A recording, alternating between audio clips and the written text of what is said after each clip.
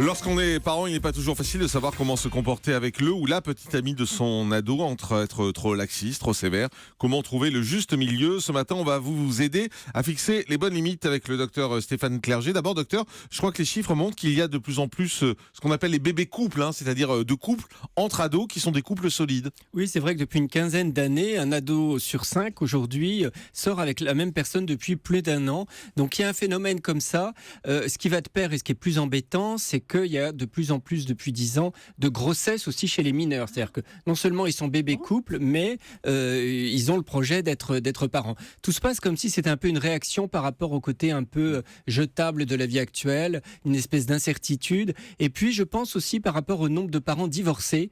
Et c'est une espèce un peu de réaction à l'instabilité affective des parents. Quand vous parlez d'ados, c'est quoi, 14, 15 ans dans ce jeu-là, c'est ça? Oui, c'est ça. C'est à partir de la puberté jusqu'à 20 ans. Ouais. Est-ce que les parents doivent poser des questions à leurs ados ou les laisser tranquilles sur leur relation amoureuse? Alors on va lire partout qu'il faut les laisser tranquilles. Moi je pense que c'est assez logique de les questionner. On peut les questionner au même titre qu'on les questionne sur les copains, sur les amis qu'ils fréquentent.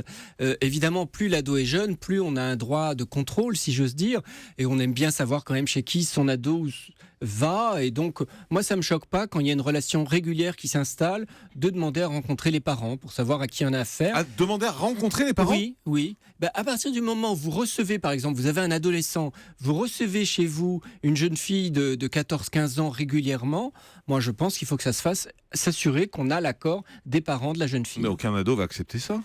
C'est le deal. C'est une intrusion terrible. Ah ouais, c'est une intrusion terrible. Bah Et- oui, franchement. Non. Moi, je trouve pas. Ah bon D'aller voir les parents de la copine. Non, de les connaître, de savoir qui sont ses parents, mais savoir surtout si les parents sont d'accord que leur fille de 15 ans vienne chez vous. Alors, viennent chez nous, il y a plusieurs sens à viennent Oui, chez vous. bien sûr. Ça veut dire viennent chez vous pour passer 2-3 heures l'après-midi et être ensemble, Mhm. ou c'est dormir chez vous. À quel âge on peut accepter que son ado, garçon ou fille, amène sa moitié chez soi? En tout cas, dans le même lit, pas avant 15 ans, puisque la majorité sexuelle, c'est 15 ans. Donc, Alors 15 ans pour le même lit. à partir de 15 ans, on a le droit d'autoriser le même lit. On Mais n'y est-ce est qu'il pas faut le faire? tenu.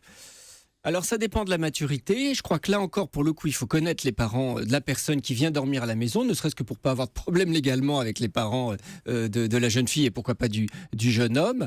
On n'est pas tenu de le faire. Ça gêne beaucoup de parents, l'idée de savoir que dans l'appartement, il y a un couple d'adolescents. Ça gêne moins en province quand on habite dans une grande maison, si j'ose dire. Mais dans un petit appartement F3 à Paris, on n'a pas envie de les entendre. Donc après, on peut s'arranger, j'allais dire, pour qu'ils viennent le week-end quand on n'est pas là. C'est des choses qui peuvent se négocier comme ça. Petit tour des parents autour de cette table. Isabelle Quenin, 15 ans, vous avez accepté ou pas? Ah non, Vous avez une absolument pas. Ouais, moi, j'ai 2 filles. 2 filles. Ouais. Et non, absolument pas. Moi, j'ai pas accepté. Jamais? Non, jamais. Jamais. Ah oui, la non, maison non. c'est sacré en fait, c'est la famille. Oui, il y a un moment donné. Je me vois pas à 15 ans, je vois pas une de mes filles à 15 ans me dire maman, je ramène mon petit copain à la maison. Pour dormir? Non. Oui, non, moi je vois pas du tout ça. Docteur Cohen? Après, on nous- s'attache. nous, Hein. on a- Docteur Cohen et ses filles aussi. Nous, on a laissé toutes les autorisations, c'est-à-dire qu'elles avaient le droit d'amener qui elles voulaient. On n'était pas du tout intervenant. Ça a plutôt pas mal marché parce qu'elles n'ont pas senti avoir de frustration. Par contre, ça m'aurait choqué de recevoir les parents parce que j'aurais estimé donner une part officielle à la relation. C'est ça qui m'aurait dérangé. Julie, de garçon, une fille? 15 ans, non. Non. Et plus Ah, tard, voilà. oui. À partir de quel âge vous voulez... Je me souviens pas. Mais 18? genre 18 Ah ans? non, Plus tôt? plus tard. Ah, plus tard? Ouais. Plus tard que 18 ans. 25 ans.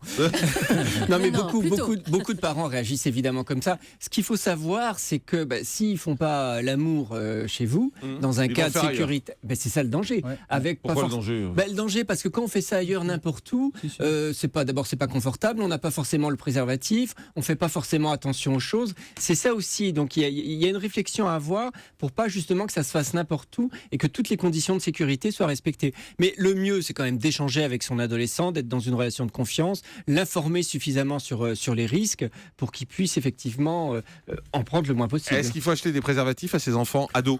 Il y a pas besoin, il faut qu'il ait de l'argent de poche pour pouvoir s'en acheter. D'accord, mais les parents n'ont pas à s'en mêler. Non, c'est un peu intrusif. Et il faut leur demander s'ils ont couché? On peut toujours leur demander, l'ado doit se sentir libre de répondre ou pas, et même de dire ça te regarde pas. Ouais. Mais il faut insister ou pas, non? Faut pas insister?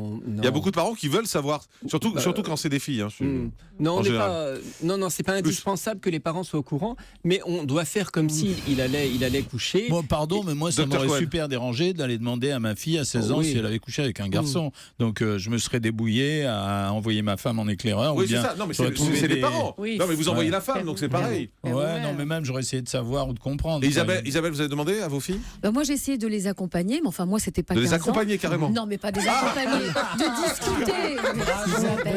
Non, Elle est des trop accom- fâchue. 15 ans, c'est la limite inférieure, hein. Voilà, moi 15 ans jamais, mais c'est vrai que j'ai eu des discussions avec elle sur la contraception, sur voilà. Mais être là présente, mais pas intrusive. Non, mais Je me vois pas mais lui la dire question- est-ce que tu as couché Voilà, ou pas. ça vous Ah l'avez non, jamais fait. Ah non, jamais. Julie, à votre Moi, fille? j'ai jamais demandé, non. Ouais. Ah, jamais. Non, mais de toute façon, en général, on l'apprend par les petits frères et les petites sœurs qui sont informés. Ouais, c'est ça. voilà. Et qui balancent en Non, eux le général. savent, mais ils nous le disent pas. Ils le disent pas aux parents. Ah bah non.